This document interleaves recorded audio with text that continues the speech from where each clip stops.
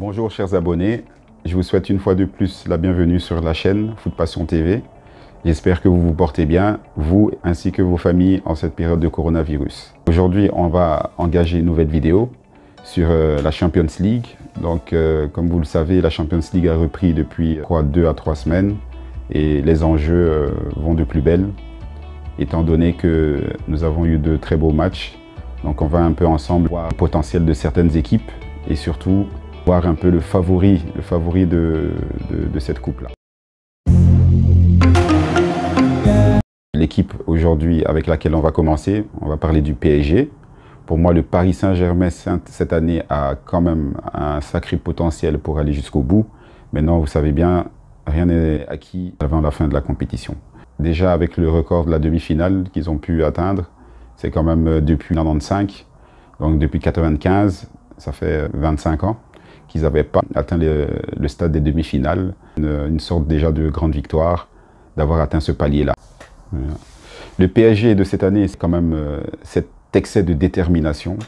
Comme vous l'avez constaté lors des matchs, le match contre Dortmund, il y a eu aussi le match contre l'Atalanta tout dernièrement.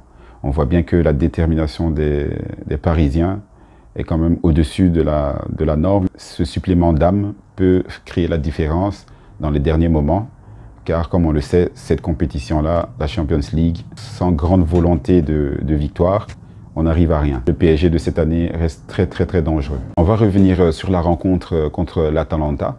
Donc quand même si le match a été au début au faveur du PSG avec des occasions manquées, on a critiqué beaucoup Neymar au début de la rencontre parce qu'il y a eu quand même quelques ratés. Il a eu 2 à 3 occasions nettes qu'il n'a pas réussi à mettre au fond. Donc pour beaucoup de gens, c'était le début d'un cauchemar. Mais heureusement, au bout de la rencontre, le match qui s'est carrément débloqué. On va quand même s'attarder sur le cas Neymar. Moi, c'est un joueur que j'adore, que j'aime bien. Mais bon, voilà, les prestations de ces dernières années n'étaient pas au top. Surtout avec sa blessure qu'il a eue. Bon, je ne vous fais pas tout l'historique. Mais cette année, on le sent quand même assez déterminé. Lors du match, on a vu quand même un supplément d'âme. On a vu une détermination hors norme.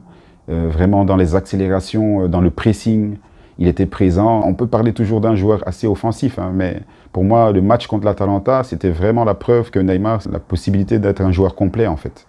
Donc complet dans le sens où il défendait, il pressait, il était là pour ses coéquipiers, il râlait pas, il simulait pas de faute. Vraiment un Neymar en feu, en fait. Donc vraiment, avec un Neymar comme ça, je pense que le PSG a de grandes chances de faire quelque chose cette année. Donc, comme je disais, la demi-finale, c'est quand même un palier que le PSG atteint, parce que ça faisait 25 ans qu'il n'y avait pas eu de demi-finale. On ne vous rappelle pas l'échec de l'année passée contre Manchester United, la remontada contre le Barça, ce cauchemar inoubliable. Mais cette année, le PSG a vraiment la tête sur les épaules. En matière de collectif, tout le monde est impliqué. Les individualités, quand on parle de Marquinhos, le futur capitaine du PSG, vraiment impliqué à l'attaque, en défense, au milieu. C'était un match de sa part irréprochable, quasi. Il marque aussi, c'est lui qui marque, c'est lui qui égalise à la fin du match. Il ne faut pas l'oublier. Vraiment, avec ces entités-là, j'y crois pour le Choupo-Moting. Choupo-Moting, quand même, c'est quand même l'exemple du sportif professionnel. Parce qu'il faut le rappeler, Choupo-Moting, c'est celui qui a été un peu laissé sur le côté depuis de nombreuses années. C'est un peu le joueur joker, mais quand on voit le match qu'il fait, quand il rentre, c'est vraiment pour prouver aux jeunes et à tous ceux qui désespèrent que rien n'est joué, les amis. Jusqu'à la fin, il faut toujours se battre. Une fois que le coach vous met sur le terrain, vous devez être déterminé et montrer que vous êtes là pour rapporter quelque chose à l'équipe. Pas toujours se plaindre parce que ça ne rapporte rien, mais une fois que de plus, quand on compte sur vous et qu'on vous met sur le terrain, quand vous faites vos preuves, c'est là, petit à petit, que vous affirmez votre place et que vous pouvez affirmer la confiance qu'on peut placer en vous. J'étais content pour lui quand il a marqué le but de la victoire, parce que c'est un joueur exemplaire. Nous allons aussi évoquer le cas Mbappé. Donc moi, j'ai un gros faible pour Mbappé. Pour ceux qui me connaissent un peu, ils le savent. Mais franchement, Mbappé, même blessé, voilà, tout est dit, hein. Donc vous avez vu, quand il rentre, c'est lui qui fait l'accélération et c'est lui qui fait la passe quasi à Choupo-Moting, quoi. Donc Mbappé, c'est quand même quelque chose, hein. C'est pas n'importe qui, même avec, on va dire, 80 à 70%, 70% de son potentiel, Il reste quand même un joueur très dangereux dans les accélérations. Franchement, ce joueur-là, il n'y a rien à dire. Il pèse sur la balance et on lui souhaite le meilleur des avenirs. La deuxième équipe sur laquelle j'aimerais qu'on mette la lumière, c'est l'équipe de Leipzig. Donc une fois de plus, une équipe du championnat allemand. Vous connaissez mon opinion sur les équipes du championnat allemand. Leipzig a été irréprochable face à l'Atlético de Madrid. Ils n'ont rien lâché, ils n'ont rien laissé à l'Atlético de Madrid de la première à la 90e à la 90e minute. Ils ont été présents, ils les ont bouffés littéralement, tout à fait ça. 57% de possession de balle, plus de 85% de précision de passe. Pour moi, c'est favorite pour la Champions League. L'individualité que j'aimerais mettre en avant dans cette équipe-là, c'est celui qui a été élu homme du match, Upamecano. Vous avez vu le match, il a été irréprochable du début à la fin. Donc que ce soit à la relance, que ce soit sur le plan défensif, offensif, à la construction du jeu, il était présent sur tous les secteurs de jeu et on le compare au plus grand de ce monde du foot. On peut comprendre pourquoi quand on voit ce match. Il est promis à l'un des plus gros avenirs. Franchement, on le compare surtout à Marcel Desailly et la comparaison vaut la peine parce qu'on connaît tous Marcel Desailly, c'est une légende. Être comparé à Marcel Desailly, c'est quand même flatteur, quoi. Mais bon, on verra pour la suite Cano et Leipzig, on verra ce qu'il fait face au PSG et face aux prochaines grosses équipes.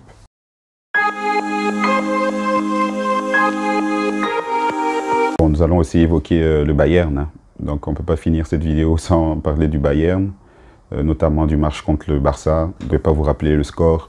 Un score assez lourd, on subit une débâcle. C'est un match quasi irréprochable de leur part dans la construction du jeu, même si Barcelone, néanmoins, a toujours gardé la possession du ballon, parce qu'il y a eu 49% de possession de balle pour le Bayern et 51% pour Barcelone.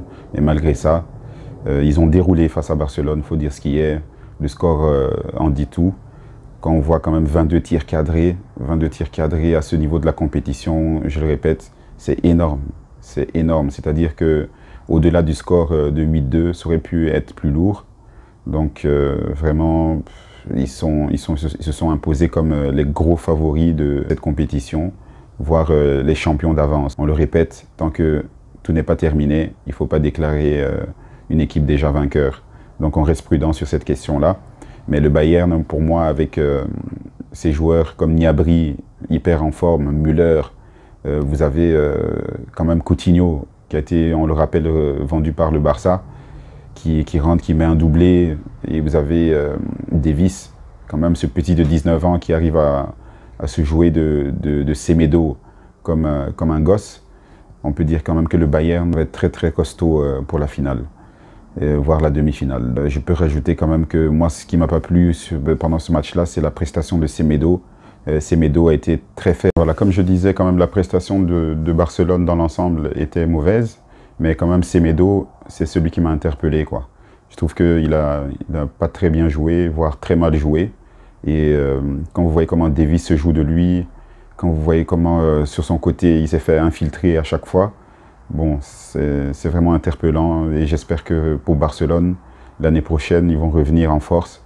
Parce que voir un grand club comme ça se faire malmener de la sorte, c'est pas agréable. Et vu le score, comme je vous le dis, je vais pas vous rappeler le score, mais voilà, c'est triste pour eux. On espère que l'année prochaine, ils vont quand même faire de bons changements et essayer de revoir tout ce qui va pas à travers le coach ou à travers les transferts. On attend quand même que Barcelone revienne en force, quoi.